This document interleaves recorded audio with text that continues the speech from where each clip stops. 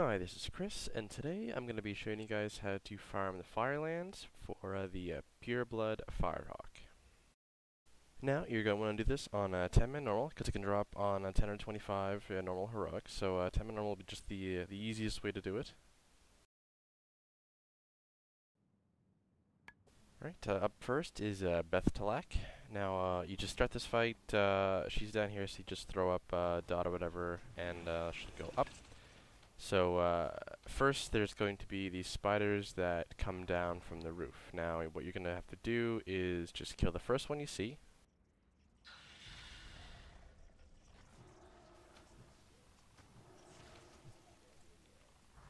And as soon as the first one goes down, you just click on the little rope that comes down and you will go right up.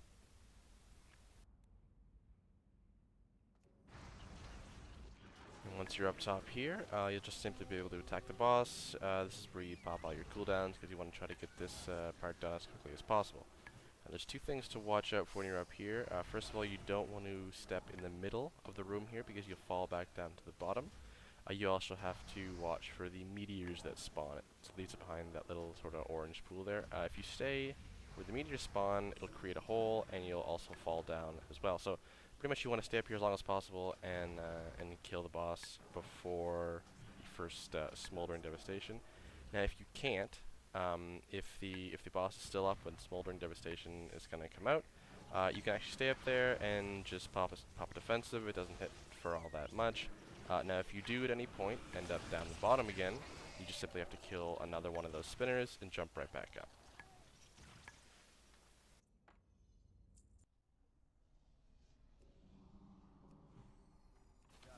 Alright, for Shannox, what you have to worry about is remaining the dogs here. Now there's the two of them, Rageface and Riplim. The way that Rageface works is he will jump onto you and stun you and deal a bunch of damage to you. Now if that happens to you, you are going to die. There's no way to get out of it really. You can use your pet if you're a hunter or whatnot, but it'd be easier to trap him. And the way you do that is stand behind the crystal traps that spawn. So a little crystal trap will spawn on you. It's a little trap with a red crystal in it. Now there's two of them. There's the fire trap and the crystal trap, so you can see the fire ones right there, but it's the crystal one that you can see right there. So you go stand behind that, and that way when Rageface does his ability, he'll land on the trap and be frozen, and you won't get stunned at all. Now the other thing to worry about is Riplim. The thing with Riplim is if Shannox reaches 30% health before Riplim is killed, Riplim will enrage and just deal a lot of damage to you, and you probably won't be able to survive it. So you just have to make sure that Riplim is down before Shannox reaches 30% health.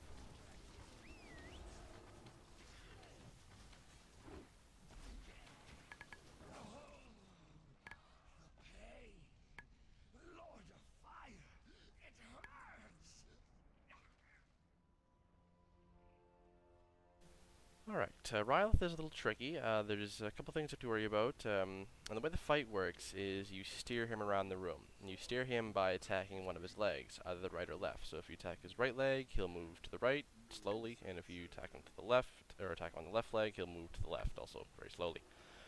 Now the reason you want to move him around like that is to steer him over the volcanoes that come out. So once a volcano comes out, it will eventually be activated, and once it's activated, it's going to give you stacks. And you can see the volcanoes that are right now are not activated, and that one gets activated right there. So now that one, you can see it's kind of fiery and red like that.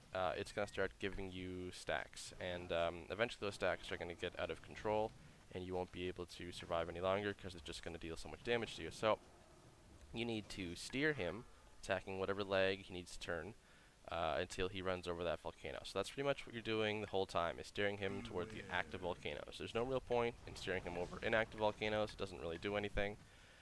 Something to watch out while you're steering him is you want to make sure he doesn't steer into the side of the room. If he does, like steer into the lava around the outside, it's just going to deal a bunch of damage to you. It's just going to make it a lot harder for you. Another thing that you need to worry about are the ads. The sparks of Rhyolith aren't a big deal, but the fragments, if you don't kill them, will after a while charge you and deal a bunch of damage to you, so just take them out but once they come up. And so once you either steer over enough of the volcanoes, or enough of the active volcanoes that is, or bring Rhyolith down low enough health. He'll transition to his second phase, and as soon as he gets into his second phase, you'll just finish him off, no problem.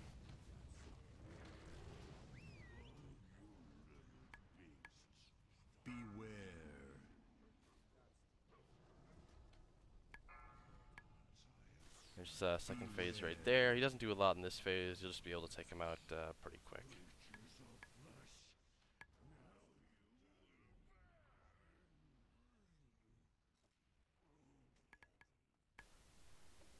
Alright, Baleroc can be a little tricky because he hits really hard. Now, as a hunter, obviously I have my pet tank. It is really hard on my pet. I need to use his spirit heal, I need the men pet, and I need to pop the pet tank and cooldown as well. So obviously, if you are a hunter, you'll need to use your pet tanking spec.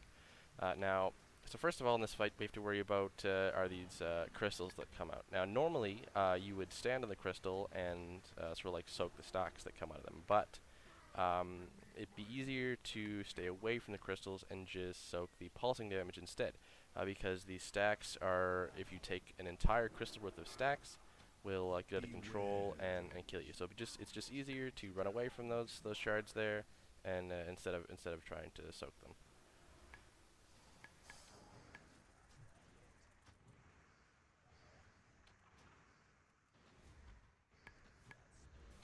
Now, because he does hit so hard, eventually I can't keep up my pet anymore, so if that does happen, I need to deterrence and res my pet, and then feign death.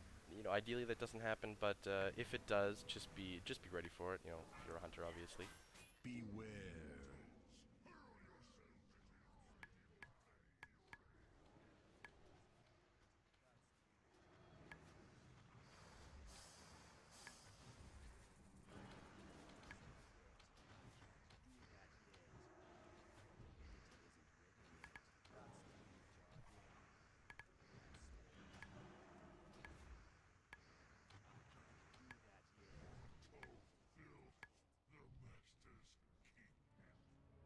Alright, now Majordomo was definitely the hardest boss in here, I found.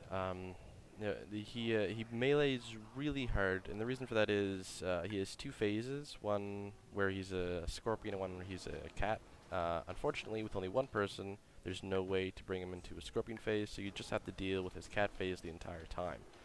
Now the way I do this is I just pop all my cooldowns in the beginning. I need as much damage as I can to get through this fight as fast as possible. So you know, I pop a potion, I pop drums of rage, I just pop everything to try to get this done as quick as I can. Now, he's going to leap onto you, and when he does that, he also spawns another ad. You want to kill that as quickly as possible. As soon as that ad spawns, you need to take it out, because it hits really hard. So, you know, this entire time, I'm healing my pet as much as I can. I'm, you know, using his tank cooldown when he needs it. I'm just using everything. Eventually, though, I can't, you know, I can't, my pet can't take it anymore, and I'm gonna have to res him and resummon him and do it again.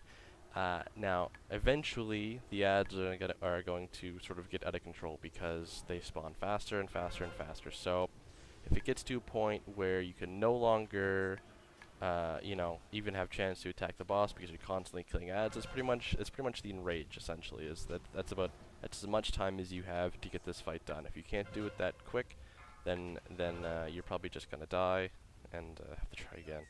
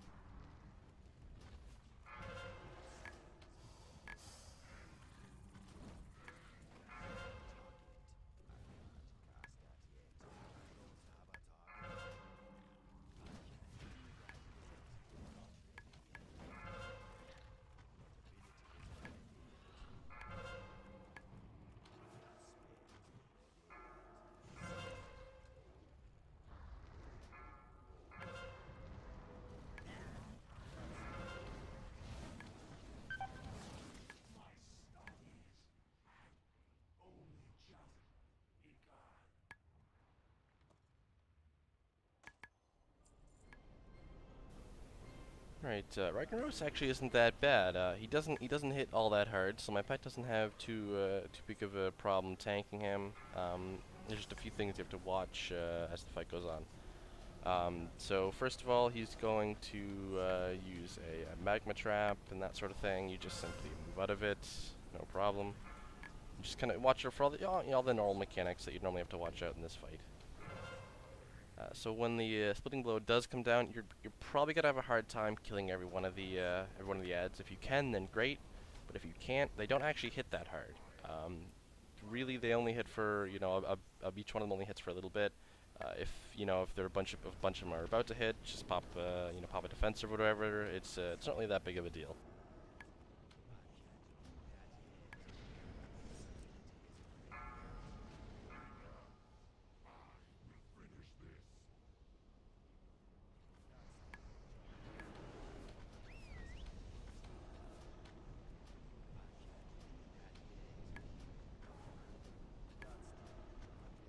Five, 4, 3, 2, 1.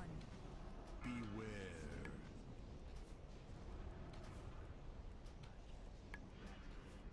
The molten seed isn't that big of a deal. You just sort of run out of where you were, and when the ad comes up, you just kill it, no problem.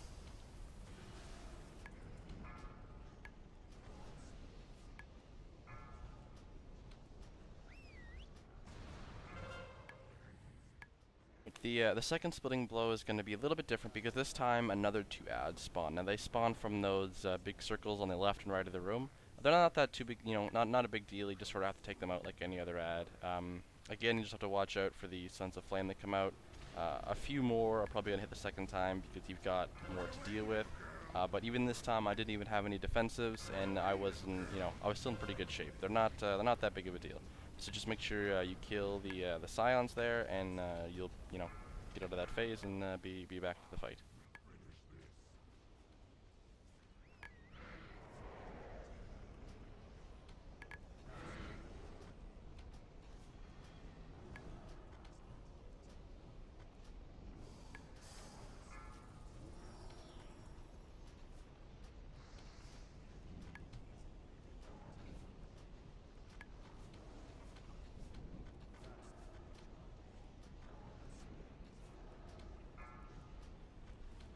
Right, now, the fight ends just, right up here because I killed it too fast, but if it does take you much longer, these big meteors are going to spawn. Now all you have to do is kite them around, and if they get close to you, you just deal some damage to them and they'll fly away from you.